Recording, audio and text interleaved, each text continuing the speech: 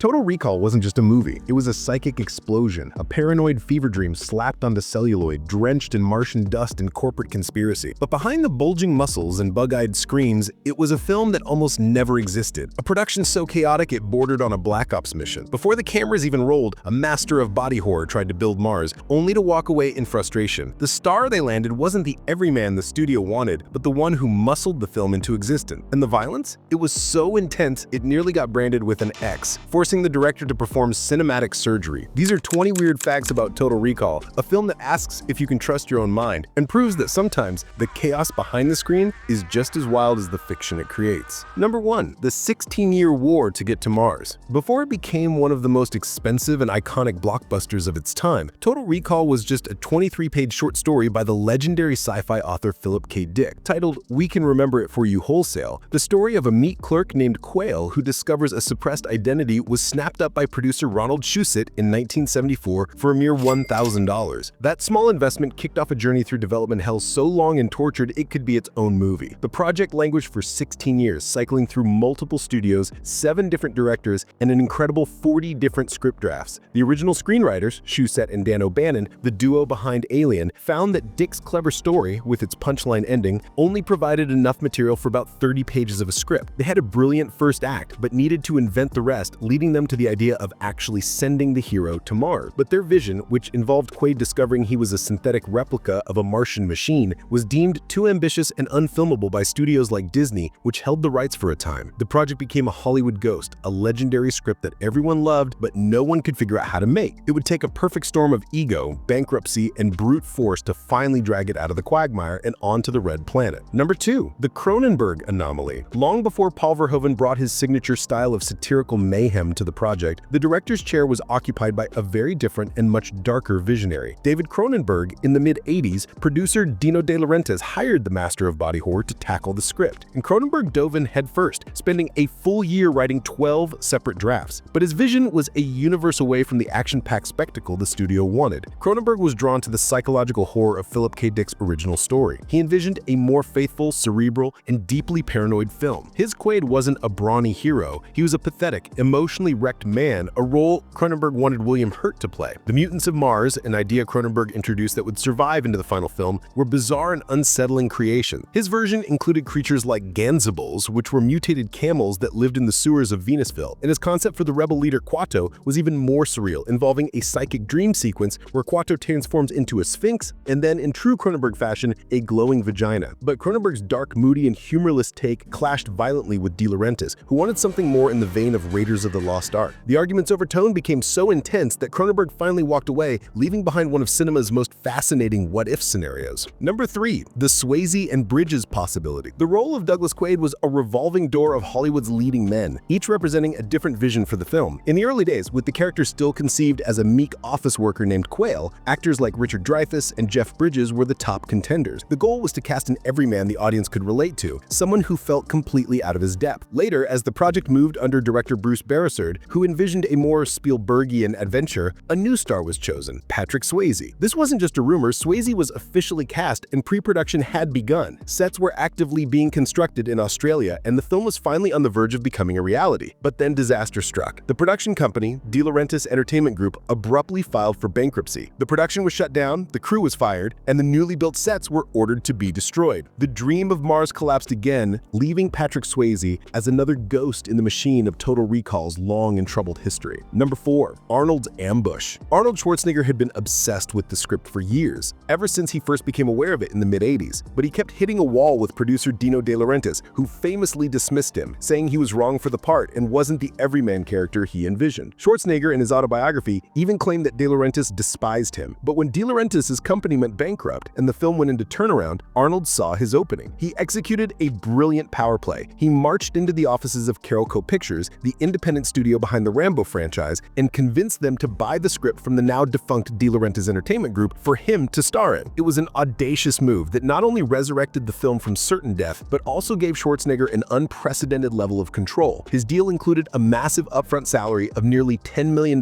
plus a percentage of the profits, as well as veto power over the script, director, and co-stars. The everyman was out, and the Titan was in. Arnold didn't just get cast in Total Recall, he willed it into existence through sheer force and ambition. Number 5. The everyman problem. There was one glaring issue with casting one of the biggest, most recognizable action stars on the planet as an ordinary man. In the original scripts, Quaid was a meek, unassuming accountant. Director Paul Verhoeven later admitted that seeing Arnold Schwarzenegger try to play a nerdy numbers cruncher would have been silly. The image simply didn't work. The solution was simple but brilliant. They rewrote the character's profession. Instead of an accountant, Douglas Quaid became a jackhammer-wielding construction worker. This small change made all the difference. Suddenly, Schwarzenegger's powerful physique wasn't a distraction, it was a believable part of his character's daily life. It grounded him in a blue-collar reality that made his subsequent transformation into a super spy feel more earned and less absurd. It was a crucial tweak that allowed the film to have its muscle-bound cake and eat it too, preserving the core of the ordinary man in extraordinary circumstances plot while perfectly tailoring it to its new larger-than-life star. Number 6. Paul Verhoeven's reluctance. After the grueling production and public controversy surrounding his ultra-violent RoboCop, director Paul Verhoeven was hesitant to dive straight back into another effects-heavy, blood-soaked science fiction epic. In fact, when he was first approached years earlier, he'd turned Total Recall down because he didn't even like the genre. When the script came back around with Arnold attached, Verhoeven initially passed again. But Arnold was relentless. He had been a fan of RoboCop, a film he himself was considered for, and was convinced that Verhoeven's unflinching, satirical, and brutally visceral style was the only way to do justice to the paranoid, mind-bending world of Total Recall. He pursued the director aggressively. What finally changed Verhoeven's mind was a specific scene in the script, the moment when Dr. Edgemar shows up in the Mars hotel room to convince Quaid that he's trapped in a dream. That scene, with its layers of psychological manipulation and reality-bending doubt, hooked Verhoeven. He finally saw the potential for the kind of subversive, intelligent, and wickedly funny film he loved to make. Number 7. The X-rated cut. Paul Verhoeven was notorious for pushing the boundaries of on-screen violence, and Total Recall was no exception. He shot the film with the same go-for-break intensity he brought to RoboCop, and the result was a cut so graphic, so gory, and so unrelentingly brutal that the MPAA slapped it with the dreaded X rating. In the early 1990s, an X rating was commercial poison, restricting audiences to 17 and over and ensuring most newspapers wouldn't even run ads for it. To secure the financially necessary R rating, Verhoeven had to perform cinematic surgery. He was forced to trim and tone down several of the film's most violent moments. The gruesome death of Benny the taxi driver, impaled by a massive drill, was optically cropped to hide the drill tip erupting from his stomach. The infamous scene where Quaid uses an innocent bystander as a human shield was made significantly less bloody, and the brutal elevator finale, where Richter's arms are graphically severed, was shortened to lessen the impact. While the final R-rated cut is still incredibly violent, an even more brutal version of Total Recall exists, locked away in the studio vaults. Number 8. The on-set plague. The decision to shoot in Mexico City was a masterstroke for the film's aesthetic, with the futuristic architecture of the city's metro system providing the perfect backdrop for Quaid's earthbound life. But the 6-month shoot came at a punishing cost. The production, which involved a massive crew of around 500 people, was ravaged by illness. Nearly the entire cast and crew, with 2 notable exceptions, fell violently ill with food poisoning and dust inhalation. The only 2 people who weren't affected were writer Ronald Shusett and Arnold Schwarzenegger. Arnold, having learned a hard lesson after getting sick while filming Predator in Mexico, had all of his food flown in from the United States specifically to avoid this fate. Everyone else, including director Verhoeven, suffered immensely. Verhoeven became so sick by the end of the shoot that he had an ambulance on standby on set at all times, just in case he collapsed. The production was a war of attrition, fought not just against a tight schedule, but against a relentless, microscopic enemy. Number 9. Real injuries for a fake fight. The action in Total Recall was punishingly real, and the cast often paid the price. Sharon Stone, who played Quaid's duplicitous wife Lori, threw herself into martial arts training for the role. She got so into character during their iconic apartment fight scene that she genuinely bruised Arnold, refusing to pull her kicks and punches. Schwarzenegger himself endured multiple injuries that affected the production. In the scene where he smashes a subway train window, a small explosive charge meant to shatter the glass failed to detonate. Not missing a beat, Arnold smashed through the real glass with his hand, resulting in a deep and bloody cut that required stitches. Later, during another fight scene, he broke a finger on his right hand. The injury required him to wear a cast, which is why in many subsequent scenes, you'll notice his hand is cleverly kept just out of the frame or hidden from view. Number 10. The miniature marvel. In an era teetering on the brink of the CGI revolution, Total Recall stands as one of the last great Hollywood blockbusters to rely heavily on the breathtaking artistry of practical miniature effects. The vast, rust-colored Martian landscapes, the sprawling cityscapes of the colonies, and the colossal, awe-inspiring alien reactor were not digital creations. They were painstakingly crafted miniature sets, built and filmed by the talented team at Stetson Visual Services. These weren't simple tabletop models. The production used over 100 visual effects shots, and the miniature sets were expansive and incredibly detailed. The alien reactor set in particular was one of the largest ever constructed for a film at the time. These miniatures were brought to life using sophisticated motion control camera rigs, which allowed for smooth, sweeping shots that gave the models an incredible sense of scale and realism. It was a monumental achievement of old-school craftsmanship that gave the world of Mars a tangible, gritty reality that CGI would struggle to replicate for years to come. Number 11. The dawn of CGI. While miniatures and practical effects did the heavy lifting, Total Recall also became a quiet pioneer in the use of a technology that would soon change filmmaking forever: computer-generated imagery. The film's most iconic use of CGI is the unforgettable X-ray security scanner sequence, where we see the skeletons of passengers walking through a massive screen. This was one of the very first major uses of photorealistic CGI in a live-action film. The technology was so new and untested that the motion capture system they initially tried to use to record the actors' movements completely failed. The visual effects studio, Metrolight, had to resort to a more painstaking method. They were forced to hand trace, or rotoscope, the skeletons over live-action footage of the actors, frame by agonizing frame, to create the final animation. Though it only lasts for about 16 seconds on screen, that sequence was a groundbreaking moment, a glimpse into the digital future that earned the effects team an Oscar and forever changed the visual language of cinema. Number 12.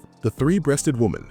One of the film's most famous and certainly most bizarre creations is Mary, the three-breasted prostitute from the Venusville bar. Her appearance became an instant iconic piece of pop culture history. But originally, director Paul Verhoeven had an even stranger vision. He initially wanted her to have 4 breasts.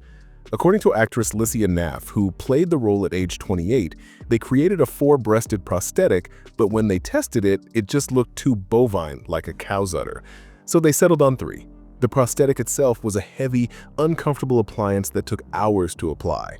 Naff found the experience so bizarre and ultimately humiliating that for years she refused to do any publicity for the movie, wanting to avoid being solely remembered for that one very memorable feature. Number 13. The Puppet Master's masterpiece. The film's grotesque, imaginative, and unforgettable mutants were the work of special effects makeup wizard Rob Bottin, who had previously collaborated with Verhoeven on the equally visceral RoboCop. Bottin, a protege of effects legend Rick Baker, had already established himself as a genius with his work on The Thing. For Total Recall, he and his studio were responsible for an army of malformed characters, but his crowning achievement was bringing the psychic rebel leader Kuato to life. Kuato was an incredibly complex creation. It required a team of 15 puppeteers to operate the sophisticated animatronic puppet that was attached to actor Marshall Bell's abdomen. One operator was inside a sleeve suit off camera, and their hand movements would be duplicated by Kuato's tiny hands on screen. The effect was so seamless and disturbingly realistic that co-screenwriter Ron Shusett was frequently asked if Kuato was played by a real conjoined twin. Bell himself couldn't even urinate while wearing the apparatus, forcing him to ask for a discreet hole to be cut in the foam. It was a triumph of practical effects that remains one of the most memorable and unsettling character designs in sci-fi history. Number 14. The Johnny Cab Whistle. Hello, I'm Johnny Cab. Where can I take you tonight? The voice and uncanny face of the cheerful and ultimately homicidal robotic taxi driver belonged to veteran character actor Robert Picardo. The look of the Johnny Cab was actually based on a face mold that special effects artist Rob Bottin had made for Picardo for a completely different movie, the 1985 sci-fi film Explorers. During his audition, Picardo suggested that the robot should poke fun at Arnold Schwarzenegger's thick Austrian accent, an idea that director Verhoeven immediately shot down with a firm, "We don't do that with Arnold." And another quirky detail, the jatty tune that the Johnny Cab whistles throughout its scenes is the Norwegian national anthem. It's a small, absurd touch in a film filled with them, adding another layer of strange personality to a machine that just wants to get you to your destination, even if it has to kill you to do it. Number 15. Sharon Stone's big break. Sharon Stone's intense, athletic, and chillingly cold performance as Quaid's duplicitous wife Laurie was a major standout in the film. At 30 years old, she committed fully to the role, transforming herself into a believable and deadly secret agent. Director Verhoeven was so profoundly impressed with her talent, work ethic, and screen presence that it directly led him to casting her in her true star-making role in his very next film, the controversial and massively successful thriller Basic Instinct. To coincide with Total Recall's release and capitalize on her rising profile, Stone also posed for a now-famous spread in Playboy magazine, showing off the powerful physique she had trained so hard to achieve for the role. Her performance as Laurie was a perfect audition for the kind of femme fatale she would soon become synonymous with, launching her from a respected actress into a global superstar. Number 16. The Get Your Ass Kamars that almost wasn't. It's one of the most iconic and quotable lines in Arnold Schwarzenegger's entire career, a perfect guttural command that has been parodied and repeated for decades. But the line, line, "Get your ass to Mars," delivered by a pre-recorded video of Quaid's former self, Hauser, was never in the original script. The line was improvised on set. It was a spur-of-the-moment addition that perfectly captured the blunt, no-nonsense urgency of the message. It's a testament to the collaborative and sometimes chaotic nature of the production that such a legendary moment was born from improvisation. Another of the film's most famous lines, delivered by Arnold after he dispatches his fake wife Lori, was also an ad-lib. Right after shooting her, he turns and deadpans, "Consider that a divorce." It was a classic Schwarzenegger one-liner, created on the spot. Number 17. The final scene's ambiguity. For over 30 decades, fans have debated a single crucial question: was it all a dream? The film's ending, where Quaid and Milena stand together under a newly created blue sky Martian before the screen fades to white, is deliberately ambiguous, and that was exactly director Verhoeven's intention. He stated in interviews that he wanted the film to exist in a state of quantum uncertainty, like Schrodinger's cat, where both possibilities are true at the same time. Evidence for the dream theory is everywhere. The recall technician literally describes the blue sky on Mars ego trip to Quaid before the procedure begins, predicting he'll get the girl, kill the bad guys, and save the entire planet. The final fade to white, Verhoeven says, is a classic cinematic cue for a lobotomy, but evidence for it being real is also compelling. We see multiple scenes where Quaid isn't present, following characters like Cohagen and Richter, which logically couldn't be part of his dream. Ultimately, Verhoeven leaves the choice to the viewer, creating a puzzle that has kept audiences arguing and rewatching for years. Number 18. The trailer trouble. Arnold Schwarzenegger wasn't just the star of Total Recall, he was its fiercest guardian. When he saw the original theatrical trailer that the studio had cut, he was furious. He felt it completely misrepresented the movie, selling it as a straightforward, dumb action flick, and completely ignoring the bizarre, mind-bending, and satirical tone that made it so unique. He believed the studio simply didn't understand how to market the complex, high-concept film they had on their hands. Taking matters into his own hands, he personally went to the producers and studio heads at Karolko and demanded a change. They listened. A brand new trailer and marketing campaign were created, one that better showcased the film's unique blend of visceral action, psychological paranoia, and stunning visual effects. Arnold's intervention was crucial, helping to sell the film not just as another shoot-'em-up, but as a must-see cinematic event.